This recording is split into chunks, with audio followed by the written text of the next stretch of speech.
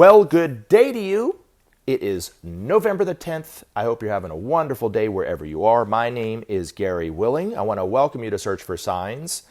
If you are new, and welcome you back if you've been here before. Now, if you haven't heard this before, I have included links in the description portion of every one of these videos to help with your research into knowing more about what I talk about here, about Maitreya and the Masters of Wisdom.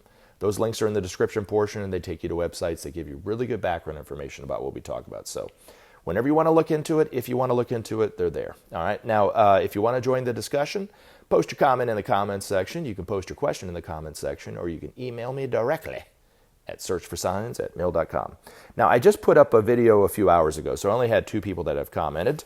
And I want to thank John and Maitreya for both commenting, because it's going to give me something to talk about in this video. Now, Maitreya, he commented and he said, "I'm not really one for politics. My question is this. When Maitreya came to London in 1977, how did he come? Was he a man arriving as a man, or a spirit to overshadow a person, child, or baby? If he was a man, he would now be in his 70s or 80s, right? I would say he came as a spirit and overshadowed a young child, which would make him in his 40s now. What are your thoughts on this, Gary? Thank you." So I'll talk about that. I want to talk about the political thing real quick. My interest in politics is really only concerning one thing, and this is my frustration with the political scene right now, is I'm only concerned about the future of humanity. And as it says in the movie The Matrix, and I have to give them their credit because this is a wonderful line, but it's so true. The only way to get to that future is together. And so I know it involves everyone. Politics is really about the voice of the people being heard. And right now the voice of the people is not being heard. Now, I'm not saying everybody in the world wants sharing and wants justice and wants to see justice for all and nation sharing and everything like this. But in time, a very, very large segment of society will wake up to the truth that we do need to bring about peace. And Maitreya will wake those hearts up to the truth that we do need to do that. Now, where it stands right now is our political environment is very corrupt. It's tied into the economic problem, which is causing all manners of suffering, because we as a species believe we are separate from each other, that what we do doesn't harm anybody else, what happens over there doesn't affect us, and we can make it or break it however we want to do it. And we can take as much as we want for ourselves and leave everybody else to suffer in the process, and that's not a big deal. And our systems support that. In fact, to a greater or lesser extent, especially in the United States, we idolize those people who do those things. We actually make them out to almost be a demigod in a way. Listen to everything that Elon Musk says. Why? Because he's rich? What does that matter? He can still be a moron and be rich. You know what I'm saying? Because some of the smartest people I know are broke. You know what I'm saying? And have the best ideas are totally broke. So it doesn't mean that he knows everything and we should listen to everything that Elon Musk says or Jeff Bezos says or Donald Trump says. But yet we put him up on this pedestal because they got all this money, really. And we want what they have, right? Now, it might come as some shock to some people, especially people who they're not that familiar with this information, that when we recognize Maitreya on TV and know him for who he is, that he will not be known as a religious teacher. He'll be known as a teacher, but his teaching will be focused in 2 areas, politics and economics, because those are the 2 systems that are keeping everything in place and is really the major danger for humanity at this time. So that's my focus on it, especially in terms of talking about it in this regard. And people are waking up to the problems of the world. We are waking up to the injustices in the world in our own way, whether we are doing anything about it or not. Is for each and every one of us. But it's about the voice of the people. So I think we need to be concerned about those issues, because it affects each and every one of us. The single biggest, I think, lie here in the United States is that the United States is totally separate from everybody else in the entire world. And what we do here in the United States doesn't matter. We're the best country. We should get the most of everybody else's goods and services. Screw everybody else. And the other lie that I think goes right up there with it is that the system that is in place right now and how it fits the United States and everything, we will continue to be able to do this for another 10, 15, 20, 100 years, 1,000 years, 10,000 years. It'll be just like this. And everybody will just be sitting back with a shit-eating grin on their face, just taking it day in and day out. I don't think that's going to be the case. I think eventually, and this is the danger of commercialization, because Maitreya said within commercialization is the seed of a third world war. It's more dangerous than a nuclear bomb, is how he put it. Because it's creating all this tension in the world. But it will not be like this. It can't be like this. You know, it's painful to the extreme now, but the longer we go on, the more painful it will become until humanity wakes up to the truth that we are one family. And then the systems that are in place, economic, political systems especially, do not support the truth that we are one. That's why they are crumbling and dying. And the only way we can really move forward as a humanity is we will have to rebuild those systems to support all of us so that each and every one of us have food, clothing, shelter, healthcare, and education as a universal right, no matter who you are, where you live, what language you speak, what religion you follow. That should be the standard of living in the world. And we can do it. We have enough resources and abilities to do it. We just don't want to do it. So that would bring about justice, which would eventually ease some of the tensions in the world, and then eventually we could have manifested peace on this planet, which seems like a impossibility.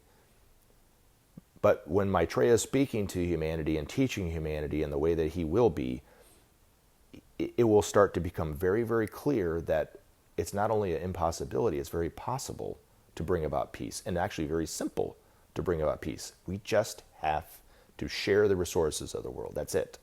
Nations have to give the excesses that they've been hoarding to other nations so that they can live.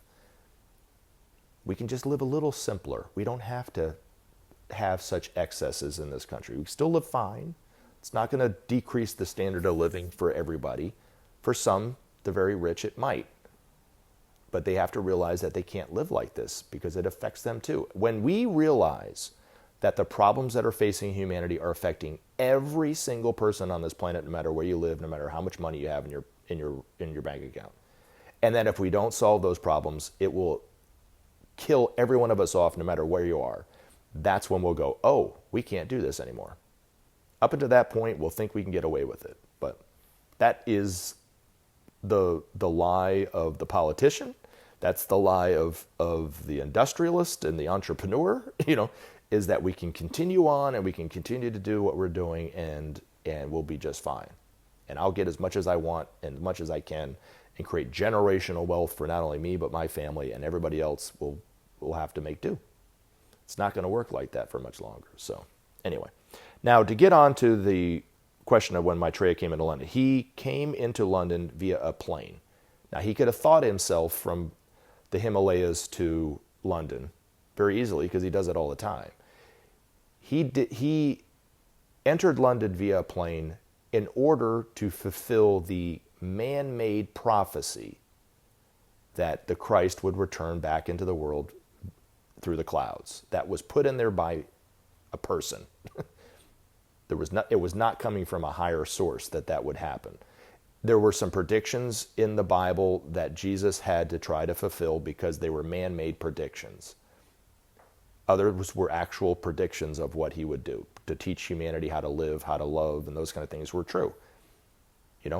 But the prediction, the prophecy that is in Revelation that he will come back from the clouds, John did not write that in there. Somebody else did. So he did that in order to fulfill that prophecy. Now, I jokingly have asked this question before: was Maitreya an aisle or a window kind of guy, or was he such a loving person that with the stature of 6'2", 6'3", long legs, right? Did he suffer and take that middle seat?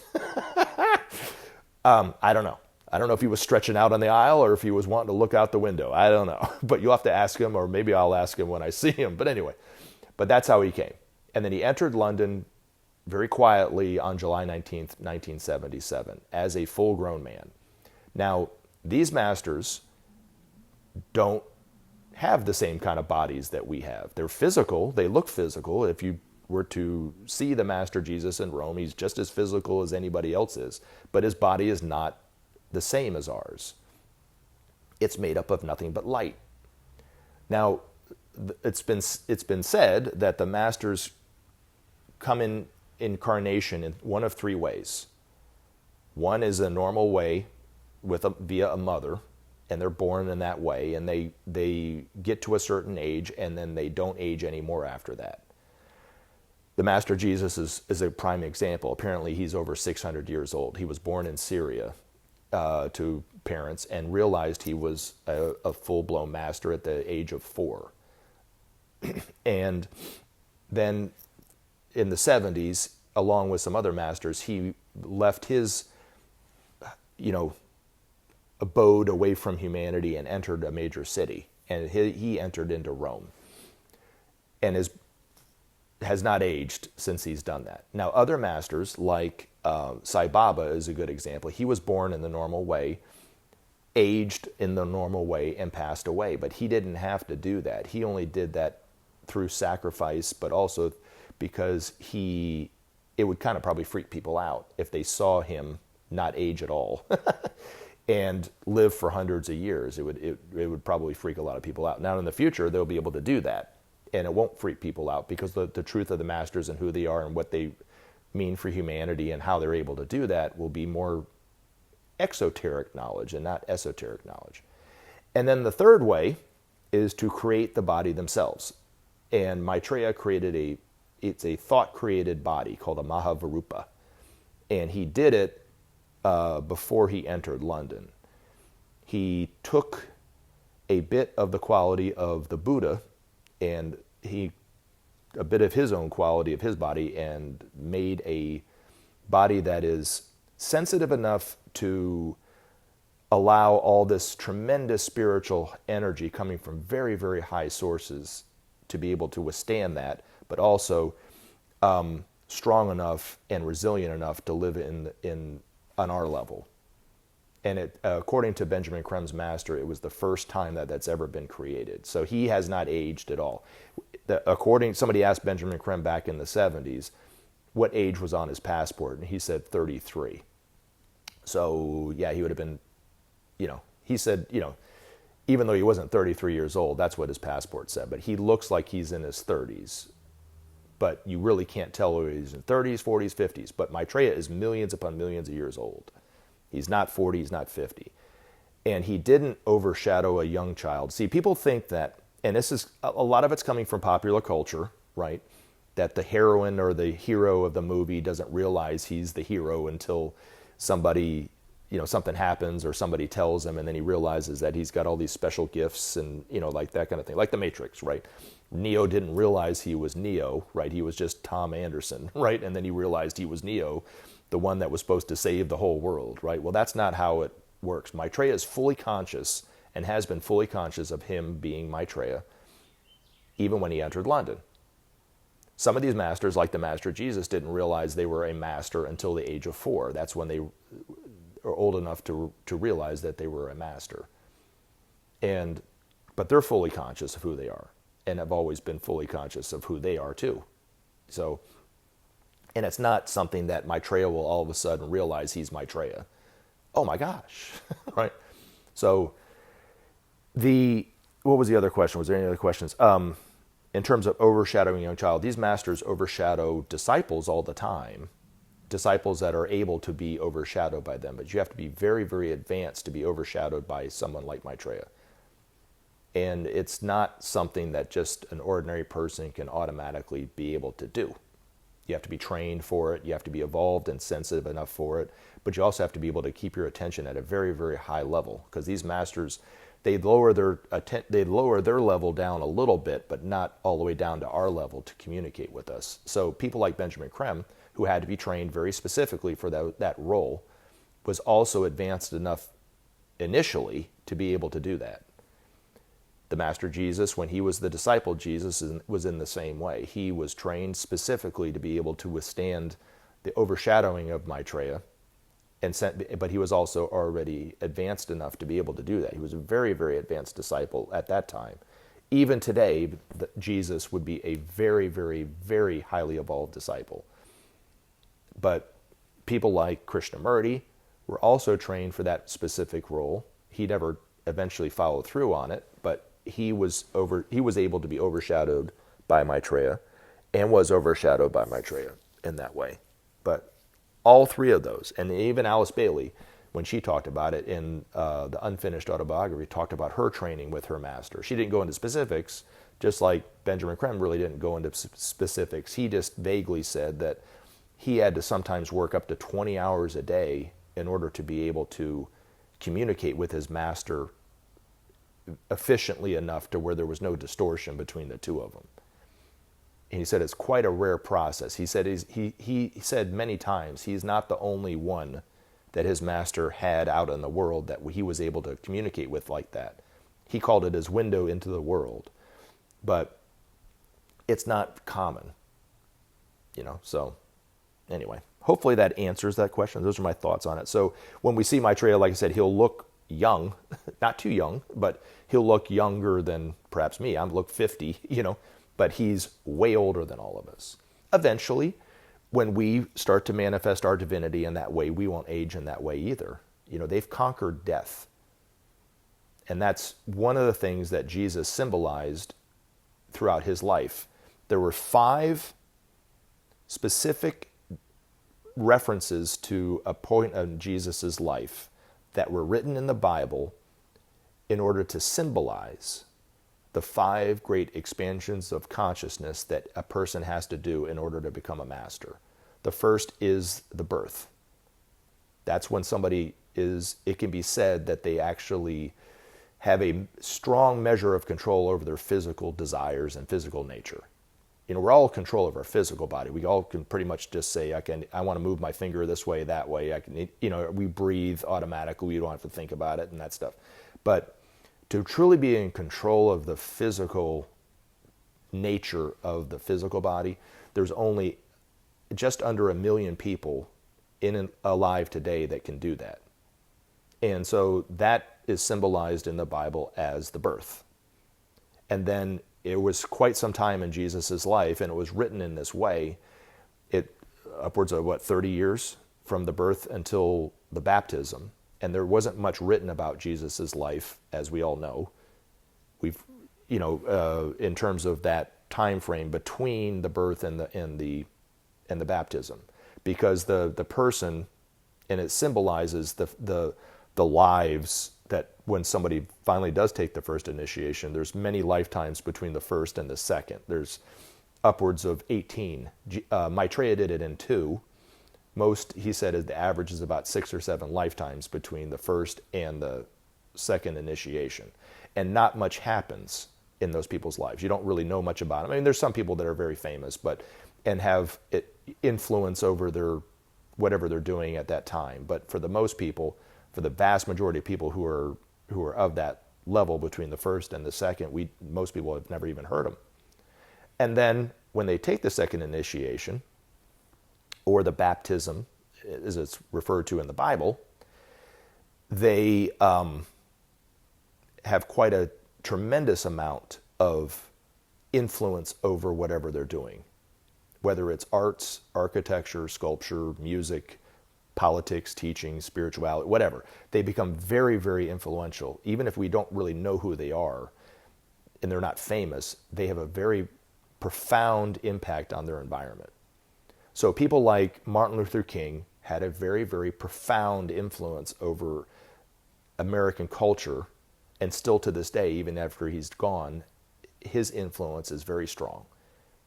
He did it in a positive way, and it was influential, and it brought the civil rights justice into this country, for African Americans and other minorities. I mean, it was incredible, and he did it all nonviolently to boot, right? But Gandhi was about the same point in evolution as Martin Luther King. But then if you look at somebody in the arts, look at Picasso. Look at how much influence he had, and still does to this day, over all the painters, whether you're a Cubist painter or not. You can't help but be influenced by Picasso. That's how influential he became. Now, it's also been said, and I'll kind of circle back around to a biblical prophecy about Revelation, that they says, out of the mouths of babes, we've all heard this, right, will speak the truth. And people imagine that babies will be speaking in their crib about the coming time of Jesus coming back or something. It was a symbol about the babes in Christ, the people who have taken the first and the second initiation. And so, from the master's point of view, somebody like Picasso, somebody like Martin Luther King are just babies. And then once you get to the third initiation, or the transfiguration as it was written in the Bible, you have an even greater influence on humanity and your environment and those kind of things. And that's when it can be said that the person is now a divine, is becoming more adult as a divine. They're not a perfect master. They're 3/5 of the way of being a master. But Mozart, Beethoven, Bach, Shakespeare, Abraham Lincoln, Peter, Paul, John, I'm trying to think of somebody else that might have been a third initiation. They have taken, Mao Zedong, they all took the third initiation in those lives. And the influence that they've had is far greater than an average person would have had they just been an ordinary person. Tremendously influential. And then Jesus, to get to, this is what I'm talking about in terms of the training of being overshadowed. Jesus was actually a 4th degree initiate when he was living in Palestine as an adult, and teaching in that way. And so all the main teachings of Jesus was when he was a 4th degree initiate, really. And that is symbolized in the Bible as the crucifixion. It's written in the Eastern texts as the Great Renunciation. And then lastly, and this is the other thing I wanted to talk about in terms of them conquering death, Jesus symbolized that in the Bible by being resurrected from the grave in 3 days. And they sing it in churches, he conquered death. Well, all these masters have conquered death. Eventually, every single person in this planet will be able to say that they've conquered death in that way. And will never, after that point, never have to die. Will never create individual karma for themselves, will never harm anybody else at that time. When they become a master, when we all become a master, we will be just like them. So, anyway, hopefully that answers everybody's questions, or at least in this case, just one question, or one person's questions. But anyway, thank you very much for doing that, and it gave me a chance to put some videos up. I love everyone. You guys have a great day, stay safe, and we'll look forward to putting up some other videos in the future. Take care. Remember to take action and help SOP save our planet. Thanks for listening, and we look forward to talking to you again in future videos.